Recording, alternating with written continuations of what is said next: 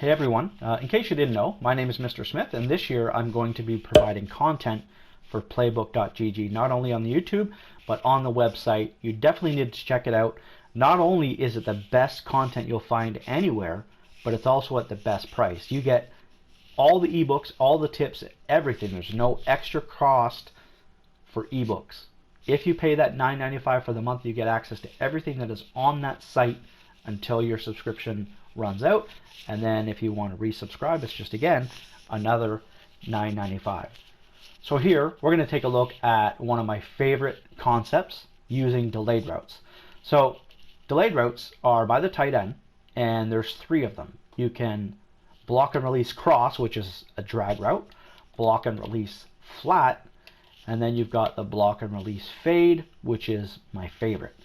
Now here we're in shotgun doubles, and for this concept that I love, you want the tight end and the running back to be on the same side with an angle route by the running back. Now, Alvin Kamara, Christian McCaffrey, you can put these guys on angle routes out of any play.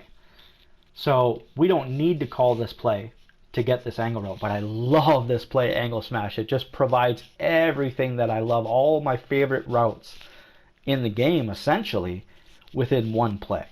So if you have just a regular running back, okay, and you want to call, let's say, the play 4 verticals, well, you can't get that angle route, but you can get the angle route with Kamara or McCaffrey just by putting them on the route, and then you can do the delay. Okay, so built-in route needed without those two guys, not needed with those two guys.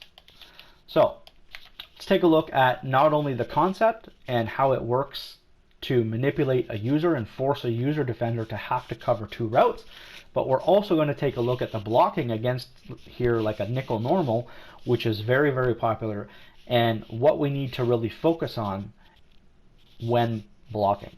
So here we know that a user defender is going to be over the middle of the field, right? People are going to want to use a linebacker over the middle and try to lurk routes.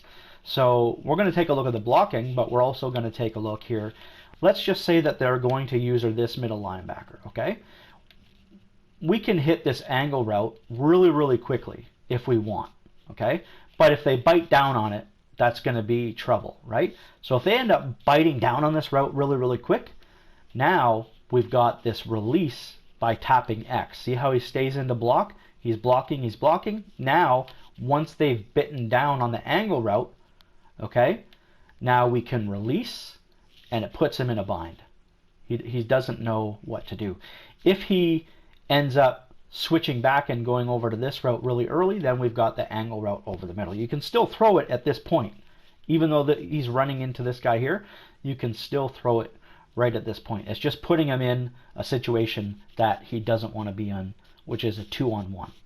And if you pass lead to the outside, you're going to get even more yards. And right there, we get 7 to 8 yards just with the release. Now, let's flip it around and take a look at the blocking. So, Geno Atkins on the defensive line, he's an X factor. He's a guy that you want to pick up for sure. Tight ends do not block very well. So, Geno Atkins here, and let's pretend that they've got maybe a Khalil Mack here. So, if this guy is Khalil Mack and we block and release, the tight end is going to block Khalil Mack. That is not good. You don't want that, okay? If they have a Geno Atkins and we block, well, this is great because now we've double teamed the defensive tackle. If they've got like an Aaron Donald, okay, no matter what side they have the X factor defensive end, that's a double team on both, okay? So what I'm saying is you want to be aware of what is happening on the defensive line as far as who the X factors are. Now, if we have an X factor over here on this side of the defensive end, well, he's going to be one-on-one with this blocking scheme no matter what. So that's something that you might want to consider. You might want to flip the play, okay? Flip the play if you've got an X factor here, and leave it as is if you've got the X factor here. And let's take a look at what happens if we just put the tight end out on its route. Okay, so just stupid little pass here. And now let's go back and take a look at the replay and see what happens. No blocking whatsoever, and let's say that their X factor is here. Okay, well now, if we leave the tight end on a route, we're going to get the tackle to pick up that X factor. So these are very, very important things that you're going to need to know, because, I mean, X factors on the defensive line are the biggest, it's really the biggest thing in the game this year. Like, you have to be a team with an X factor on the defensive line, no matter what. So like I said, with this play specifically, flip it if the X factor's here, okay? If you don't have like a strong tackle or whatever like that, and if you want to take advantage of the delay, because that's what we want to take advantage at the end of the day, is the delay. So we do want the tight end on this guy.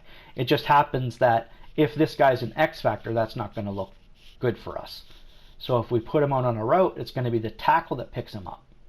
If you flip it, okay, then you're going to have a situation where you're going to have the tight end on the guy.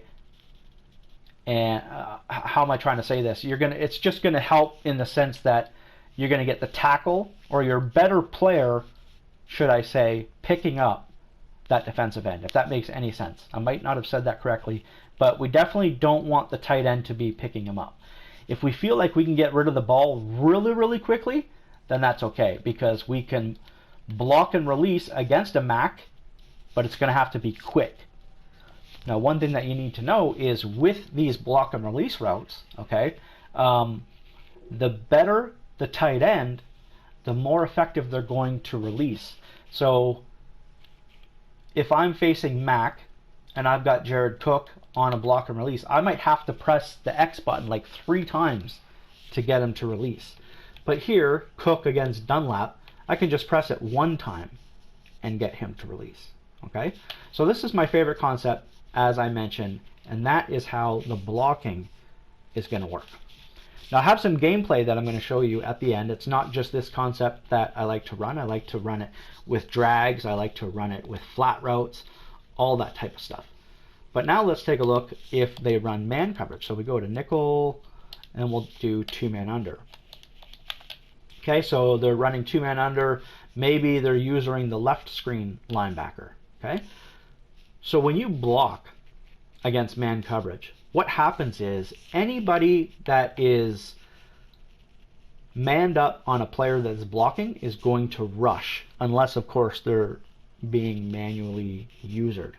So let's just look at it. If I block Cook, look at what happens. Okay, see that linebacker right there? See how he ends up rushing the quarterback? We'll go back to the replay and take a look. Okay, so this guy right here, we blocked the guy that he's supposed to cover.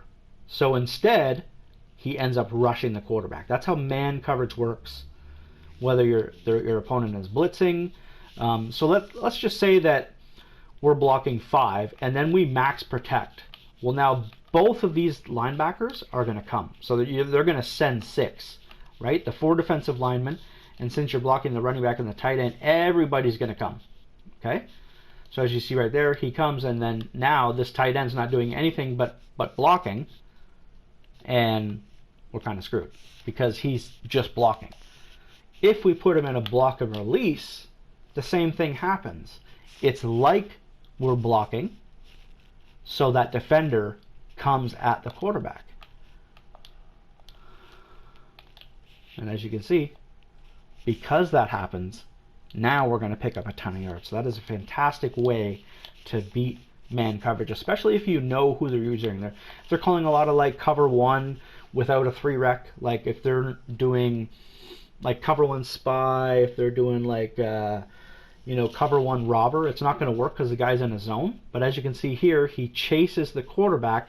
That lets us, I kind of did it a little too early, but that lets us release. Okay, so he's going to follow him over here, and now this guy's going to be wide open for 3 yards. And that is what I love about it. And the same is going to occur if we put him on a flat route. Watch, he's going to chase the quarterback, and then we can hit the angle route if they decide that they want to cover the flats. Same goes with a drag route. See, chases the quarterback, and then we throw the drag underneath, and we're good to go. Now, even if they're not calling man coverage, I really also like drags following an angle route. As you can see right here, let's just pretend it's zone, but this angle comes out, and now it's like it's a trail concept, right? So I really like this kind of angle and then underneath with the drag. That's a really, really nice concept. Plus, everything is flowing to the left, which I really like. I'm a big fan of that, and you will see that throughout this channel. I want to put this guy in a streak, but I love routes where everything is kind of flowing to one side.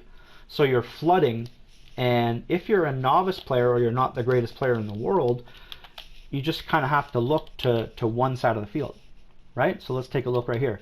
So I look at the whatever here, so I know I can hit this route, okay? So you're manipulating the user in the sense that you know against like man coverage or against like cover threes that this route is going to get open, okay? So you look here and your eyeballs are going to that side of the field.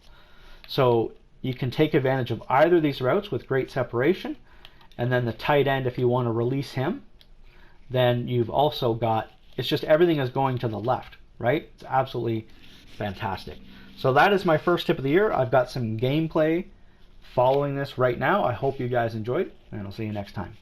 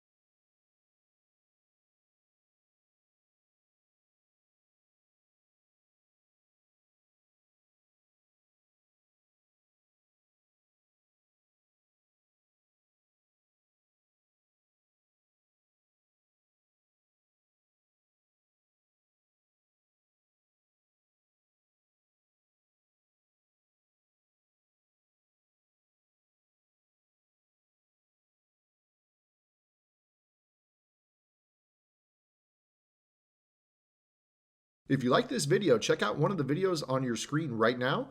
And for more in-depth analysis, visit www.playbook.gg for detailed game plans written by pro Madden players.